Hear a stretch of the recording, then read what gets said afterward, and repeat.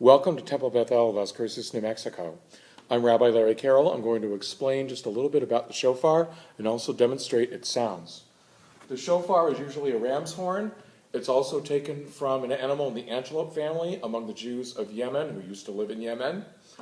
It's sounded on Rosh Hashanah morning, that's the morning of the Jewish New Year, and also at the very end of the Day of Atonement, Yom Kippur.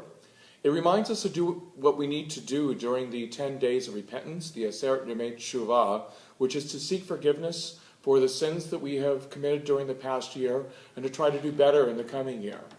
There are 3 sections of the Rosh Hashanah morning service in which the shofar is sounded. They have the themes of God's rule over the universe, God remembering each of us, and also that section recalls the moments in which the shofar was sounded in the Bible.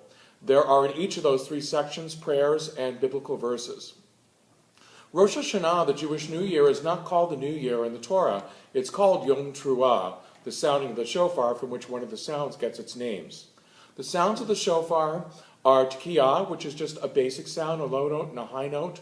Shvarim, meaning a broken sound, that's a low note and a high note 3 times. Teruah, which is a low note and 9 high staccato notes, and again, that's the word used for the sounding of the shofar in the Torah. And then finally, Tekiyah Gedolah, which is the long sound that would end the shofar blast on Rosh Hashanah morning, each series of shofar sounds, and also it would be the blast that would end Yom Kippur.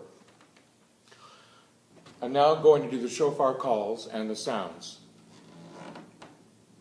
Tekiyah, Shvarim, Teruah, then back to Tekiyah, and also Shvarim and Teruah are sometimes combined as this. Shvarim, Teruah,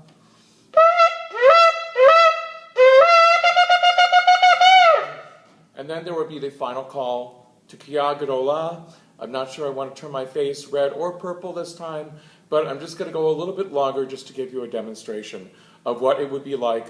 Imagine the congregation hearing the shofar sounder doing this sound.